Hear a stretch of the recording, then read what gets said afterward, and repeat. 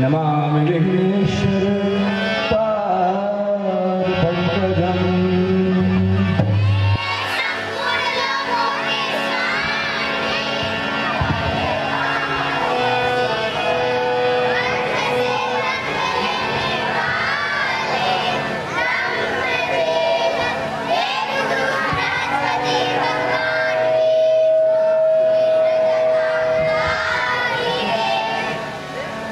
सरस्वती लक्ष्मी सिद्धि मेधां धृति चंद्र सूर्य मरुत लोकपाल अश्विनी कुमार मित्र अग्नि स्वर्ण रुद्रो काल कली मृत्यु नियति काल दंड विष्णु के नारायण गरुण वज्र विद्युत समुद्र गंधर्व अप्सराएं मुनि भूत पिशाच यक्षतुल्यक महासर्पगण असुर नाट्य विघ्नो तथा राक्षसों नाट्य कुमारियों महाब्राह्मणी तथा अपने अपने स्थानों पर स्थित राज ऋषिगण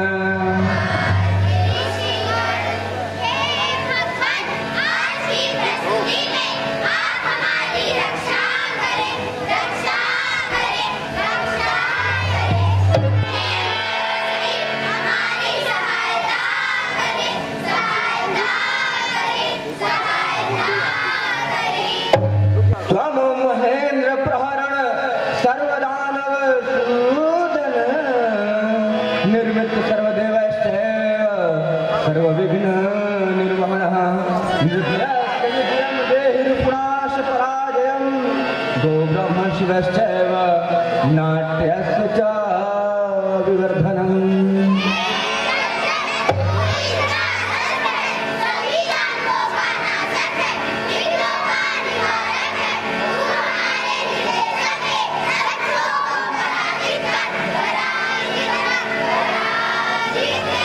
ओम अंगितं भुवनं यस्य वाचिकं सर्ववाङ्मयम् आहर्यं चन्द्रतारादि तं नमः सात्विकं शिवम्।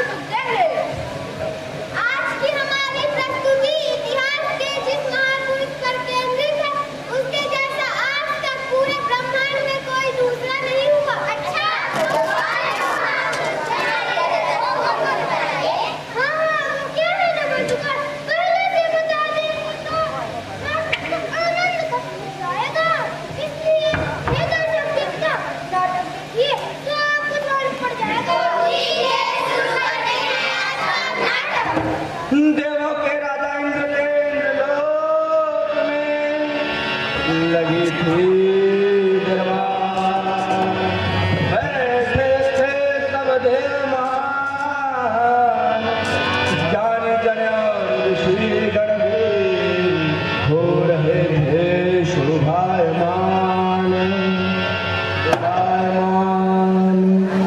शोभायमान। आज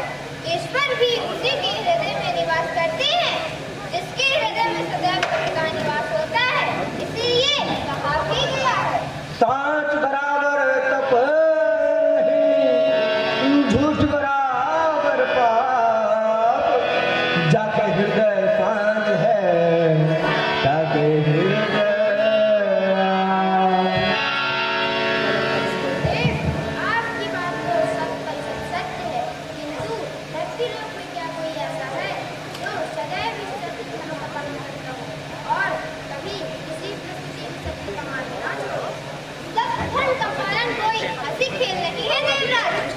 मेरी दृष्टि में तो ऐसा कोई सत्यवादी पूरे धरती लोक में नहीं है। विश्वामित्र, प्रयास करने से पहले निर्णय लेना उचित नहीं है। कम से कम आपको खोजने का प्रयास तो करना ही चाहिए। किंतु कोई बात नहीं, आपके इस प्रश्न का उत्तर मेरा शिष्य है, जो सदैव सत्य बोलता है, परमदान वीर है।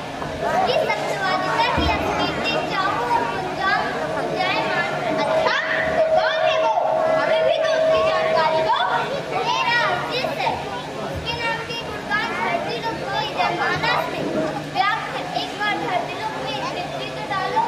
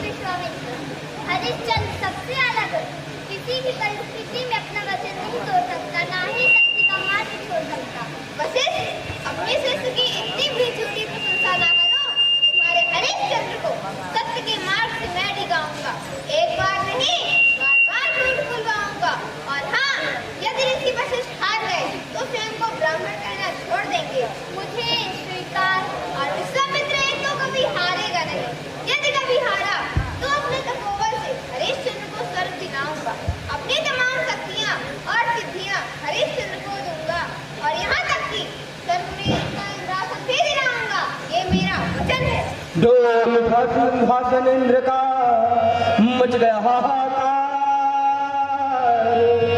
मच गया हाहाकार। डोल उठा सिंहासन इंद्र का मच गया हाहाकार। विश्वामित्र और वशिष्ठ में मच गई चीख पुकार। डोल उठा सिंहासन इंद्र का मच गया हाहाकार। विश्वामित्र और वशिष्ठ में मच गई चीख पुकार, मच गई चीख पुकार, मच गई चीख पुकार।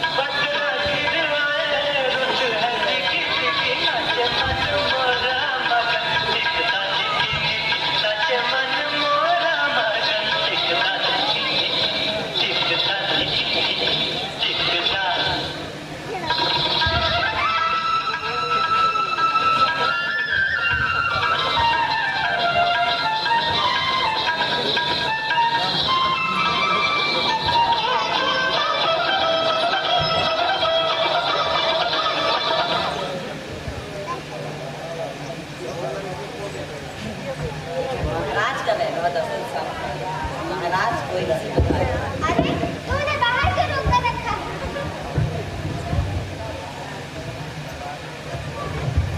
आइए आइए, आसन कैसे पधारना हुआ ऋषिवर? एक विशेष देश की मूर्ति की अभिलाषा लेकर यहाँ आया हूँ राजन। आपकी अभिलाषा अवश्य पूर्ण होगी ऋषिवर। बस आप आइए।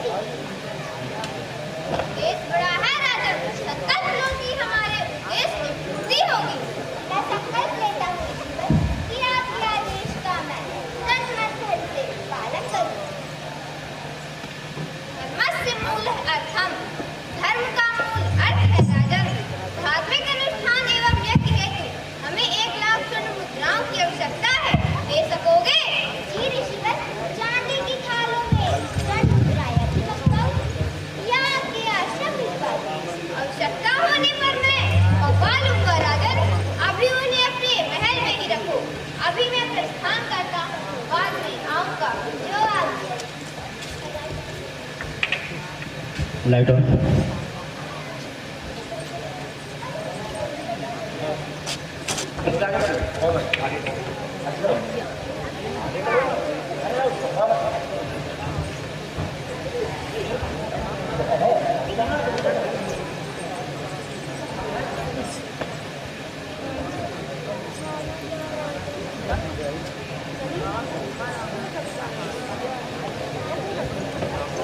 Light on.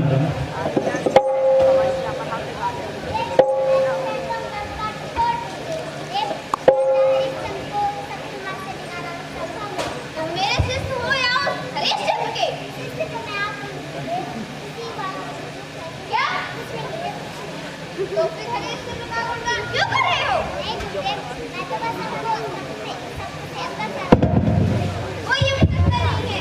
हरिश्चंद्र की सत्यवादिता मैं भंग करके ही रहूंगा, चाहे उसके लिए मुझे कुछ भी करना पड़े।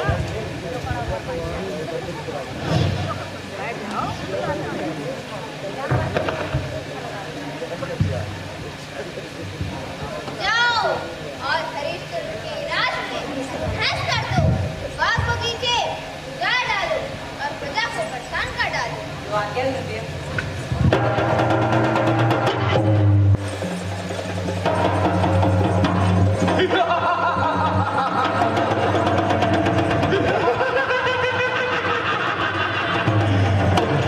अरे देखो देखो ये बाग बगीचे उजाड़ देना, ये मारो इसको कर दो, देख क्या है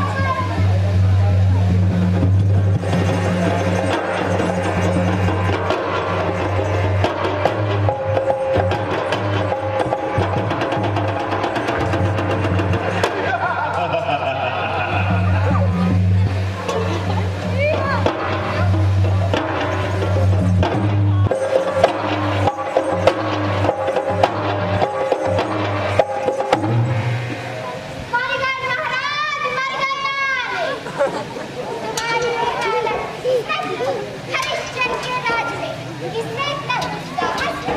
महाराज अपने राज में ऐसे बहुत बड़ा सुगरा घुस गया है महाराज, पूरा खेत पकड़ते सब उजाड़ डालो महाराज, ऐसे सुगरा मार सकते। मंत्री जी महाराज शीघ्र ही वैद्य जी को बुलाकर घायलों का उपचार करवाइए। अभी संध्या काल है, इस वक्त दुश्मन पर ही प्रहार नहीं करना चाहिए, बल्कि उसका स्वागत करना चाहिए। उस शुकर को तो मैं सुबह देखूंगा।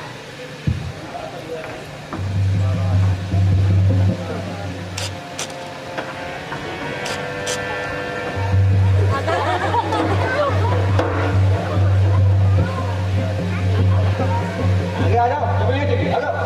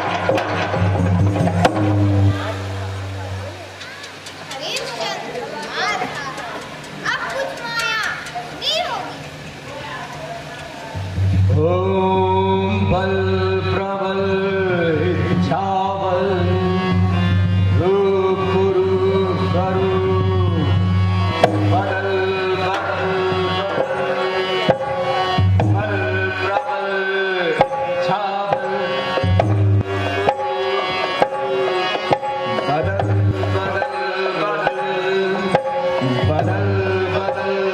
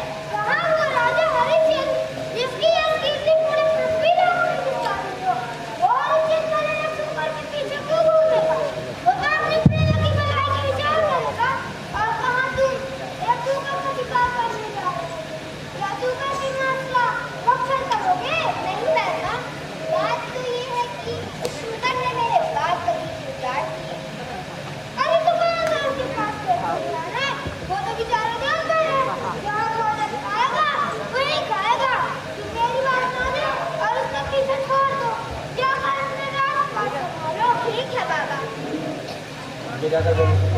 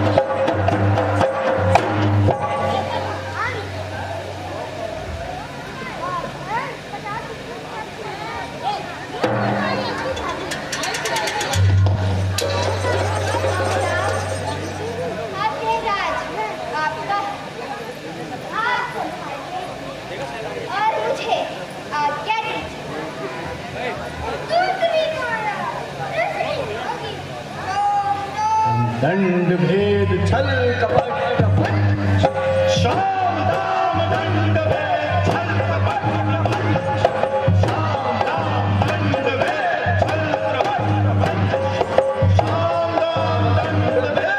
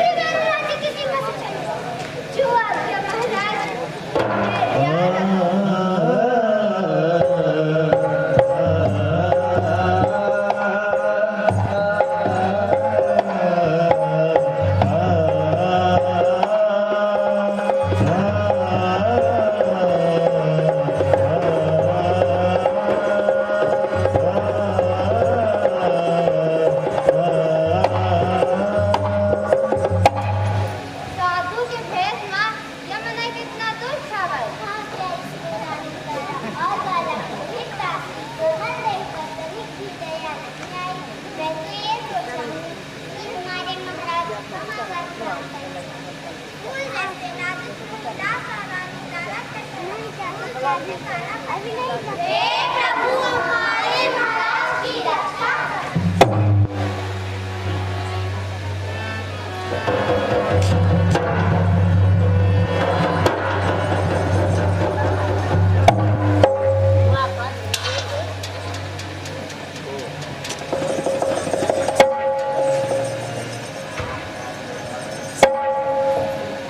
अपने पुत्र और पत्नी को इस अवस्था में देखकर हरिश्चंद्र की आंखों में आंसू आ गए।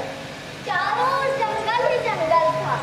जंगल में तो दिन के समय भी आने में डर लगता था, अब तो भला रात में और डरावना दृश्य था। और ऐसे अवस्था में हरिश्चंद्र के पास अपनी तलवार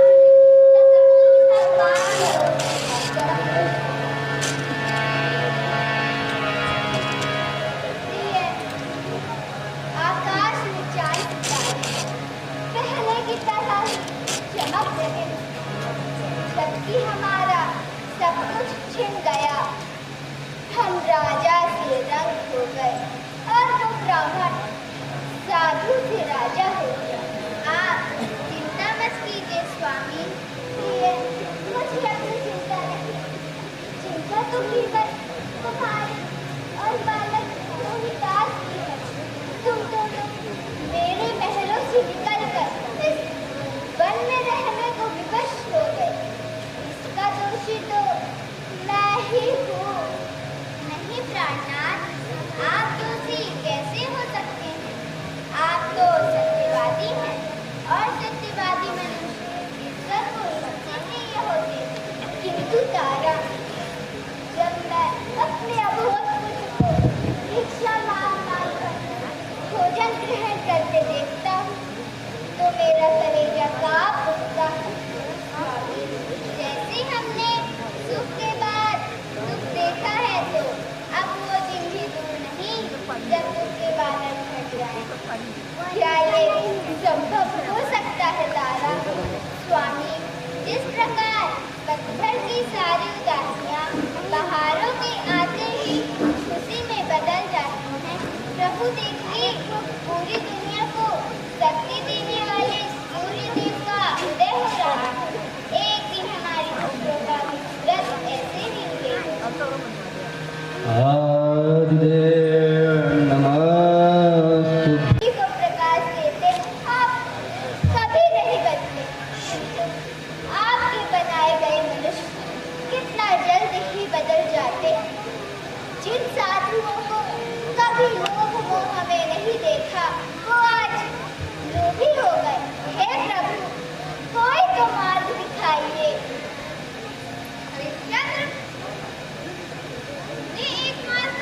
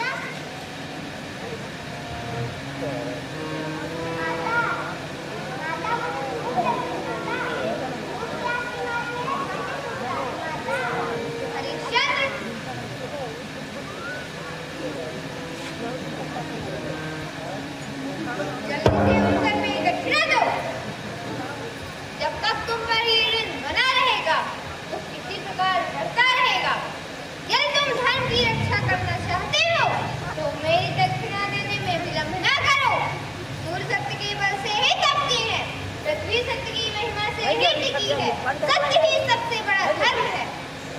यदि तराजू के एक पलड़े पर सत्य को रखा जाए और दूसरे पर हजारों अश्वमेध यज्ञ के फल को, फिर भी सत्य का पलड़ा भारी होगा। किंतु जाने दो, मैं भी किस हरिश्चंद्र के चक्कर में पड़ गया। मुझे तो कहीं से सत्यवादी नहीं जान पड़ता। सुनो हरिश्चंद्र, यदि सूर्य अस्त होने तक तुमने मेरी दक्षिणा मुझे नहीं दी तो मैं निश्चित रूप से श्राप दूंगा, जिससे तुम्हारी आने वाली कई पीढ़ियां कलंकित हो जाएंगी। हे प्रभु, अब ऐसी अवस्था में मैं दक्षिणा कहाँ से और कैसे चुकाऊं?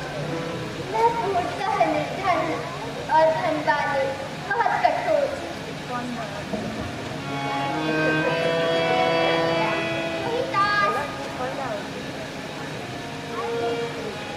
तारा, हे नागरिकों, भद्रजनों, आप जानते हैं मैं कौन हूँ।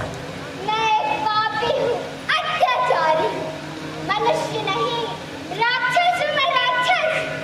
अपनी प्राण प्यारी पत्नी को बेचने से पहले मेरे प्राण नहीं निकलते। प्राणों से प्यारी पत्नी को खरीदना चाहो तो खरीद लो। है कोई जो मेरी पत्नी को खरीदना चाहता हो? मेरी पत्नी बिकने के लिए तैयार है। बेच रहा हूँ अरे भागिनी को बेच रहा हूँ, अरे भागिनी को मुझे कोई नीच रहा, मुझे कोई नीच रहा, प्राणों से प्यारी पत्नी है मेरी, प्राणों से प्यारी पत्नी है मेरी। ले जाओ सुख चैन मेरा, ले जाओ सुख चैन मेरा, बेच रहा हूँ अरे भागिनी को, बेच रहा हूँ अरे भागिनी को। अभी तक कोई नहीं आया। लगता है मैं अपना वचन पूर्ण नहीं कर पाऊंगा। क्या क्या मेरे कारण मेरा कुल कलंकित हो जाएगा? मेरी पत्नी कोई भी काम कर लेगी, चाहे दासी बनाकर रखो, चाहे कोई भी काम करवाओ, कोई तो खरीद लो भगवान मेरी पत्नी को। कोई है जो मेरी पत्नी को खरीदना चाहता हो? मुझे दासी की आवश्यकता है। क्या मोल है तुम्हारी स्त्री का? हे प्रभु, ये कैसी विडंबना! प्राणों से प्यारी पत्नी का मूल्य कैसे निर्धारित करूं?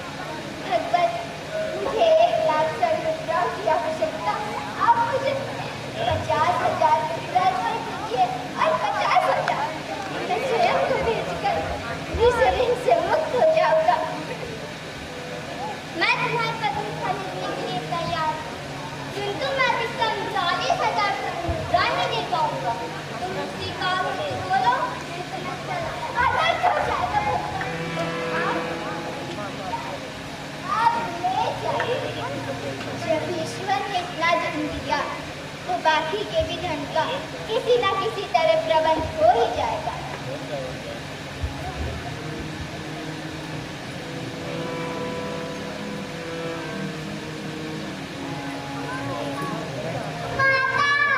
माता मेरी ओ माता मेरी, मत छोड़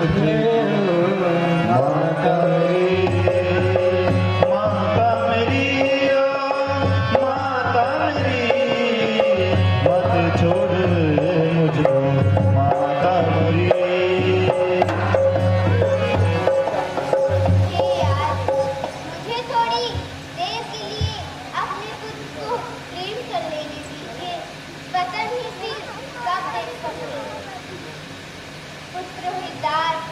अब मैं तुम्हारी माता नहीं, किसी की दासी हूँ। अब मत छूना मुझको, अब मत छूना। माता,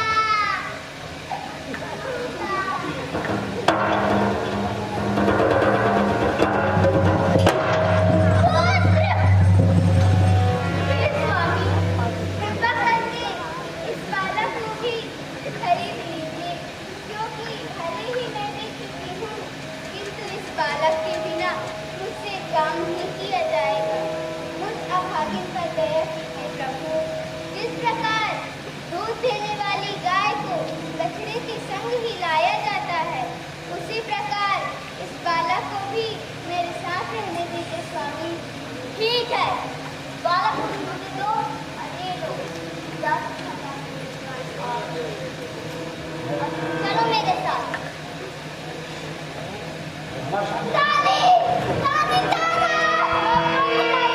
पुत्र रोहिता ओ रानी तारा, तुम बिन होगा कैसे गुजारा। पुत्र रोहिता ओ रानी तारा, तुम बिन होगा कैसे गुजारा। रोते हुए सास को पुकारा, कैसे जिया पिताजी तुम्हारा। पुत्र रोहिता ओ रानी तारा, तुम बिन होगा कैसे गुजारा। हरिश्चंद्र, कहाँ है मेरी दक्षिणा?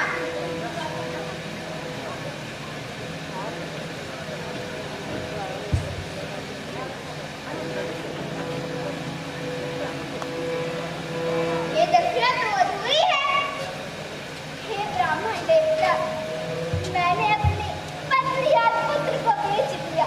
उससे जो भी धन मिला आपको समर्पित कर दिया। भगवान, मुझे थोड़ा समय और दे दीजिए। अभी दिन का सिर्फ चौथा भाग शेष है, उसके बाद मैं तुम्हारी कोई बात नहीं सुनूंगा। अब बची हुई 50,000 मुद्राओं के लिए मुझे स्वयं को बेचना होगा, लेकिन कौन खरीदेगा मुझे 50,000 मुद्राएं देकर? है कोई जिसे सेवा की आवश्यकता हो? मैं बिकने के लिए तैयार हूँ। सूर्यास्त से पहले ही मुझे खरीद लो। है कोई जिसे सेवा की आवश्यकता हो? भगवान, मैं बिकने के लिए तैयार हूँ।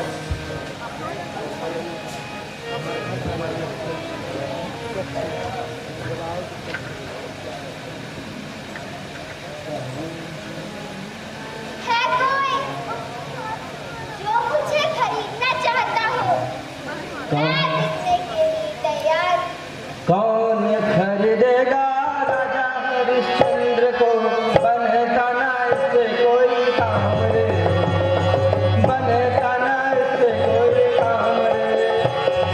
कौन खरीदेगा राजा हरिश्चंद्र को? बनता ना इससे कोई काम रे, बनता ना इससे कोई काम रे।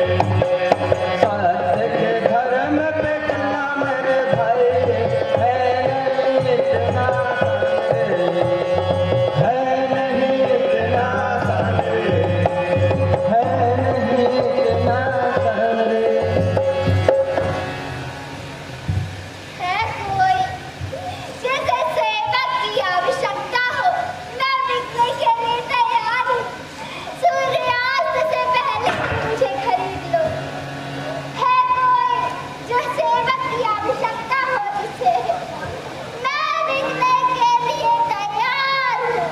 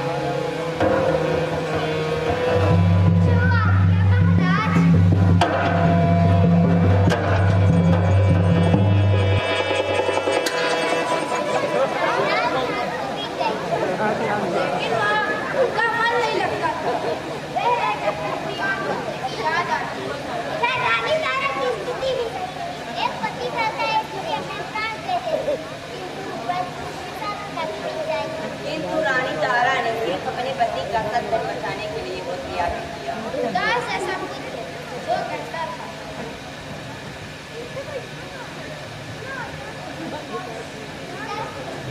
जब पिता की धन संपत्ति में पुत्र का अधिकार होता है तो पिता का ऋण चुकाने का भी अधिकारी होना चाहिए। पिता की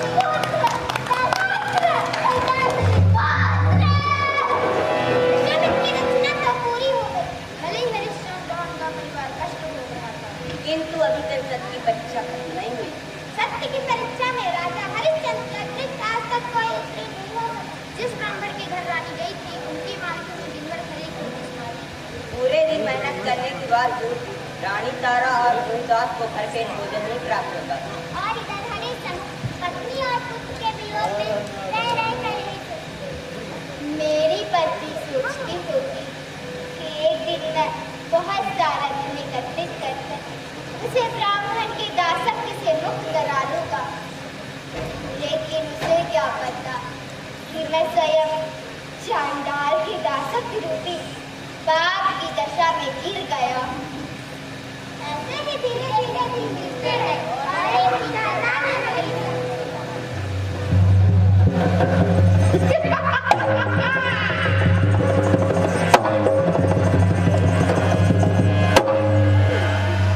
सुनो हरिश्चंद्र, यहाँ के जो दक्षिण दिशा में शमशान है, उस शमशान का मूर्खों के आने जाने का हिसाब तुम्हें रखना होगा। और हाँ, उन मूर्खों के परिजनों से जो धन की प्राप्ति होगी, धन में से छठा भाग राजा का, 3 भाग मेरे लिए और 2 भाग तुम स्वयं के लिए रखना। और एक बात मेरी ध्यान से सुन लेना, किसी का भी अंतिम संस्कार बिना मूल्य का नहीं होना चाहिए। जो आज्ञा। शमशान में हमेशा ही चीख पुकार मची रहती।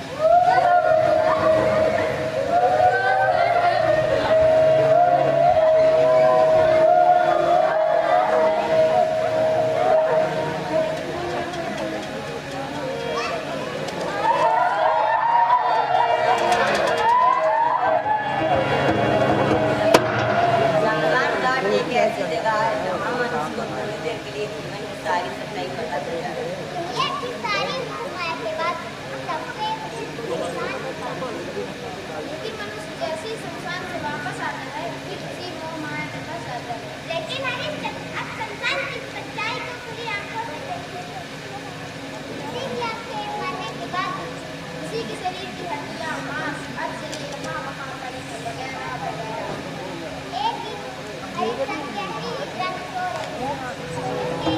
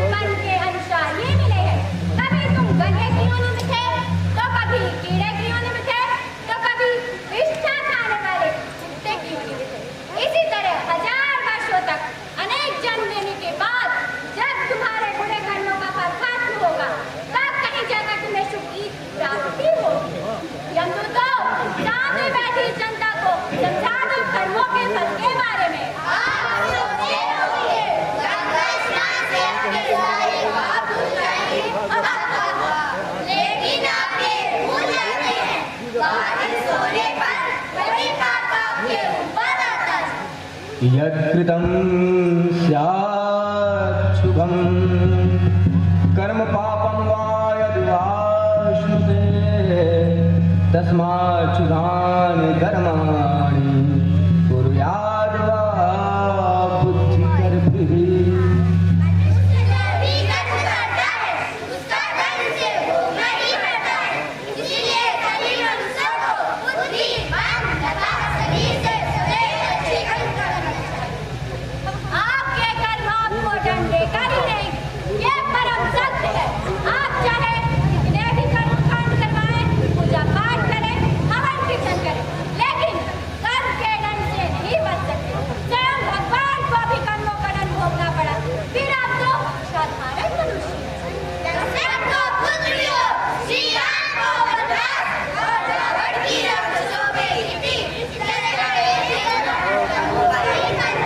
अश्वमेव भोक्तव्यं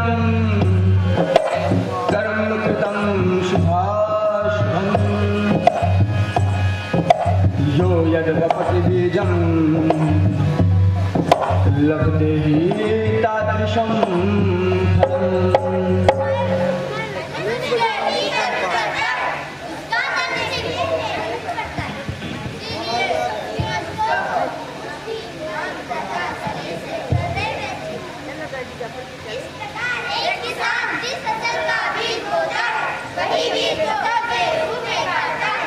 इसीलिए कहा गया है ओए पेड़ बबूल का तो आम कहाँ से खाए, ओए पेड़ बबूल का तो आम कहाँ से खाए। जैसे कर्म हो जाके जैसे कर्म हो बड़ा फल खाए।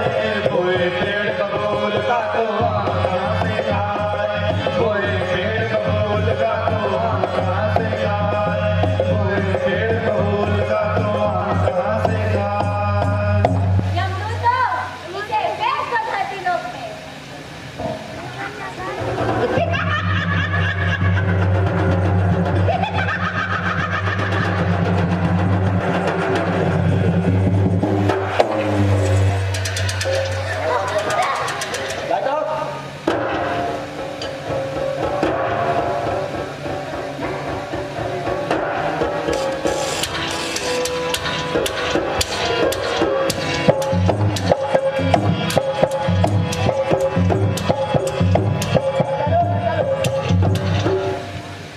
अरे कमीनी कहाँ मत है, कामकाज कौन करेगा तेरा बाप?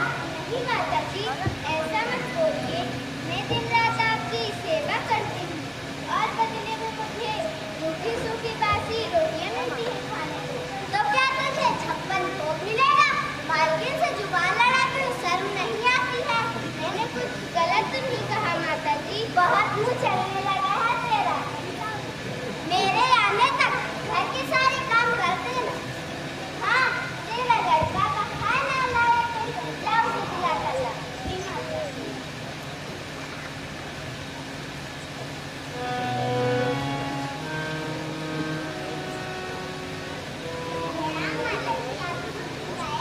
प्रणाम के बच्चे, क्या करता है तू दिन भर?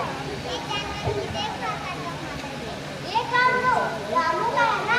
तू क्या करता है? उनका हाथ बताता हूँ माता जी। बस बस जुबान मत चला। आज से तू मेरे लिए बगिया फूल तोड़ कर लाएगा। समझा? माता जी, बगिया तो बहुत दूर है और रोहिता तो बहुत छोटा है। मुझे कुछ नहीं सुनना। 10-10 रोटियां खा जाता है, तब छोटा नहीं। सुन लड़के, आज से तू मेरे लिए बगिया फूल तोड़ कर लाएगा। समझा?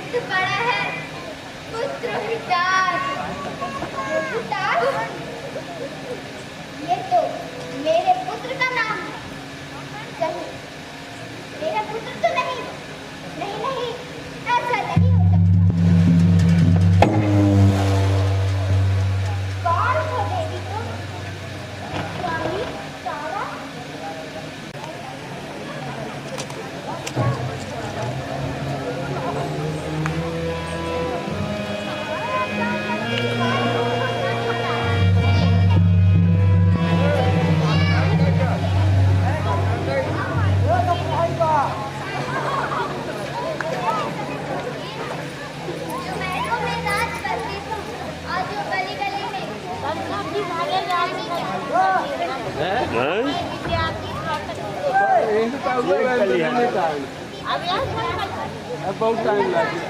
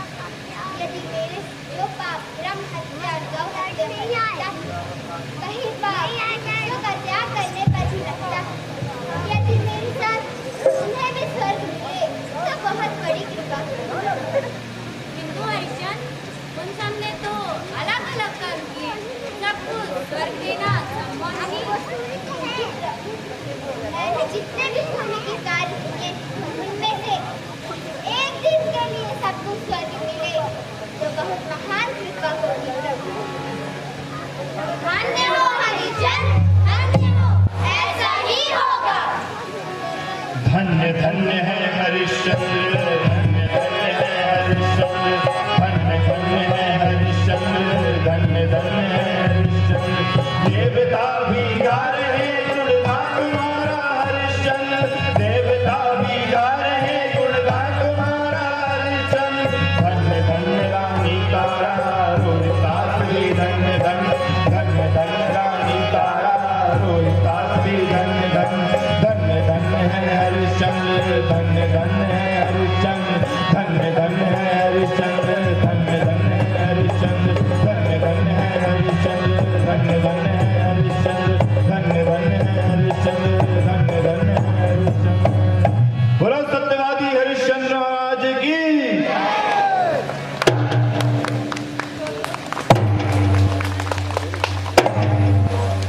बहुत बहुत धन्यवाद आप सभी का। तालियां बजाने में संकोच न करें, आपके गांव कितने बच्चे हैं? ये बहुत बड़ी बात है कि एक छोटे से गांव के इतने छोटे छोटे बच्चे जिन्होंने इतनी शानदार प्रस्तुति दी, उनके लिए प्लीज जोरदार तालियां बजाइए। ये आपके गांव के ही बच्चे हैं और मैं अब बुलाना चाहूँ, इन बच्चों ने ही बनाया है।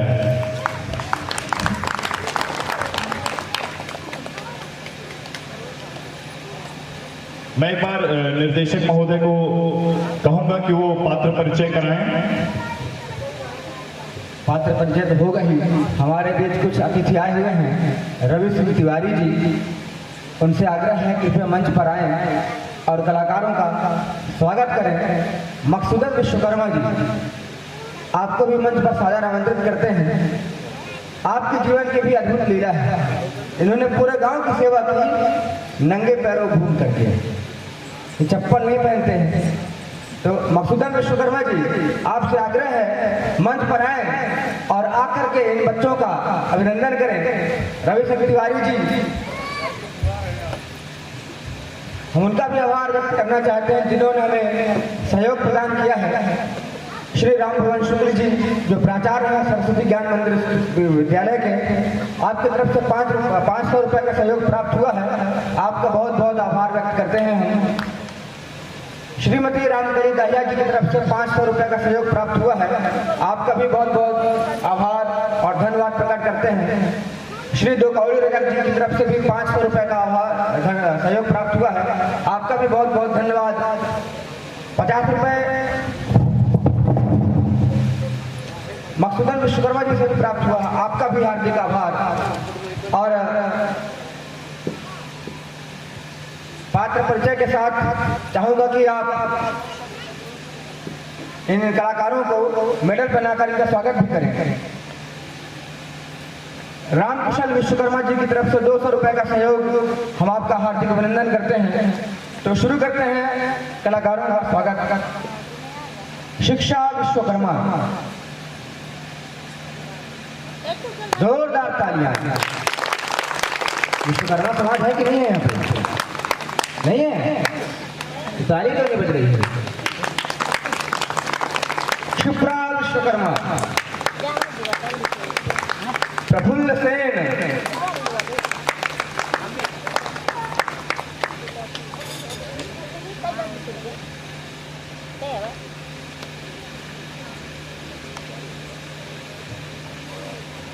प्रसिद्ध रंगकर्मी और संगीतकार आकार कुशवाहा जी जो सतना से आए हुए हैं, उनको भी हम मंच पर आमंत्रित करते हैं कि कलाकारों का स्वागत करें। अखंड चौरसिया जी जो झुन्ना से आते हैं, डेली आते हैं। विवेक राठौर जी मंच पर आए और एक एक करके कलाकारों का अभिनंदन करें। अंजलि विश्वकर्मा,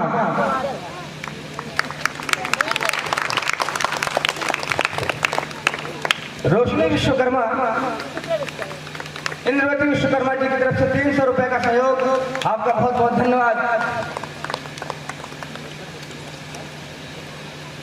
उमा पांडे विश्वामित्र की भूमिका में, हाँ, सुधीर पांडे जी ने भी 500 रुपये का सहयोग दिया है, बहुत बहुत धन्यवाद। कृष्णा विश्वकर्मा जो राजा हरिश्चंद्र की भूमिका में थी, उनके पीछे हैं यमराज की भूमिका में, क्या नाम है, शालिनी रजक, नाम भूल गया मुझे। छोटी सी कलाकार मानसी रजक, रानी तारा की भूमिका में मानसी पांडे। उनके बाद है महिमा दुबे।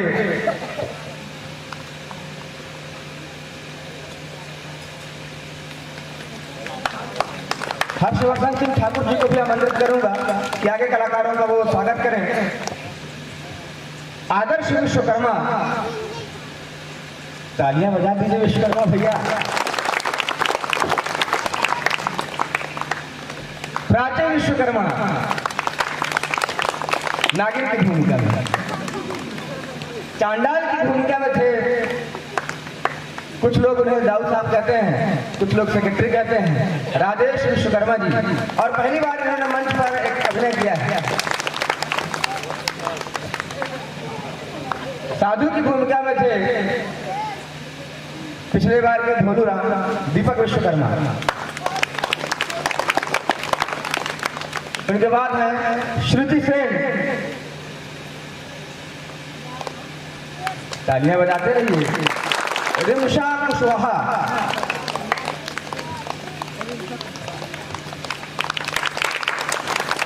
इस लड़के का मुझे नाम भूल गया आगे। उमंग रजक।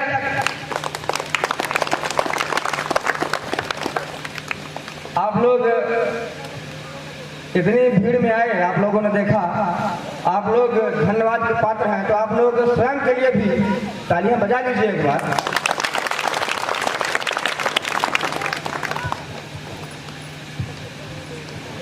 अब मैं इस नाटक के बोलो। बहुत बहुत धन्यवाद आप सभी को जो आपने इतना प्यार दिया इन रंगमंच कर्मियों का। मैं समझ सकता हूँ कि बच्चों को किसी भी चीज़ की तालीम देना सरल भी है और कठिन भी है। सरल है क्योंकि ये खाली स्लेट है, इनको जैसे जो समझाएंगे वो उसी हिसाब से उसी आकार में होंगे। तो आदरणीय दहिया जी को, अजय दहिया जी को बहुत बहुत साधुवाद देता हूँ, धन्यवाद देता हूँ कि उन्होंने प्रकल्पपुर की धरती पे इतना बड़ा आयोजन किया और सफल तरीके से किया। जिस तरह से इन्होंने सारे लोगों को बांध के रखा, एक समा सभा और ये आगे चल के ये कारोबार बढ़ता ही जाएगा। इस कार्यक्रम के बारे में मैं बस चंद शब्द कहूँगा। यहाँ पे जिस तरह से सुविधाएं हैं उसी में ही आपने इतना बेहतर तरीके से दिल्ली से लेके आए सहयोग के लिए, भोपाल से लेके आए, आप इंदौर से लेके आए, तो अलग अलग जगह से ले आके यहाँ पे जो माला की गुड़िया है उसको ला के यहाँ पे पिरो के आपने एक आकार दिया, उसके लिए आपको बहुत बहुत धन्यवाद कहता हूँ। और हम सबको इस चीज़ से प्रेरणा लेनी चाहिए। आपके जो निरंतर प्रयास, हम समझ रहे हैं कि कितना आपने प्रयास किया होगा, उसकी वजह से आज ये साकार रूप मिला है। तो बहुत बहुत धन्यवाद मुझे मंच देने के लिए, अपनी बातों को रखने के लिए। धन्यवाद। नमस्कार, मैं बताना चाहूँगा कि मैं अजय के साथ बहुत टाइम से जुड़ा हूँ। हम लोग भोपाल में थे, तो भोपाल में भी थिएटर की पढ़ाई की उसने और नाटक मंचन किया। मैं वहाँ पे फिल्म मेकिंग की पढ़ाई करता था। फिर हम लोग मुंबई में भी गए। मुंबई में हम लोग फिल्म इंडस्ट्री में काफ़ी काम किया है और हम लोग मुंबई में काम करके आए हैं। एक मुंबई में काम किए हुए लोग और गांव के अंदर आके इतनी अच्छी प्रस्तुति करना एकदम अपोजिट है, क्योंकि वहाँ पे मेट्रो सिटी है और एक गाँव के अंदर, और उन बच्चों को तैयार करके इतना अच्छा भविष्य उनका गढ़ रहे हैं। आज उनका व्यक्तित्व विकास बहुत अच्छे से हो रहा है।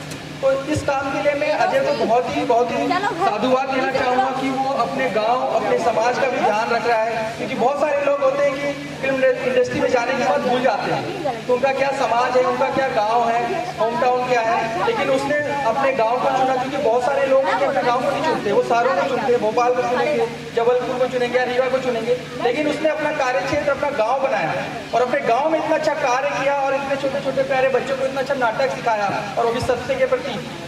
तो ये सब चीज़ें कहीं ना कहीं उसके लिए बहुत ही कह सकते हैं कि ग्रेटिट्यूड के भाव है अपने गांव के प्रति। तो मेरा एक आप लोग से बस इतना ही सहयोग हो रहेगा कि आप लोग भी उसका सहयोग करिए, क्योंकि वो अपना कार्य क्षेत्र छोड़ के आप लोग गाँव में आके काम कर रहा है। और हम लोग भी बाहर बाहर से आके उसको सहयोग इसलिए कर रहे हैं कि उसने कुछ बीड़ा उठाया है, कि कुछ गाँव में कुछ अलग चला है, उसने नाम भी रखा है उजियारा। तो ऐसा उजियारा फैलता जाए और ये उजियारा यहीं पे रुके ना, यही फैलते फैलते पूरे देश में फैले, यही हमारी सबकी आशा है। बहुत बहुत धन्यवाद।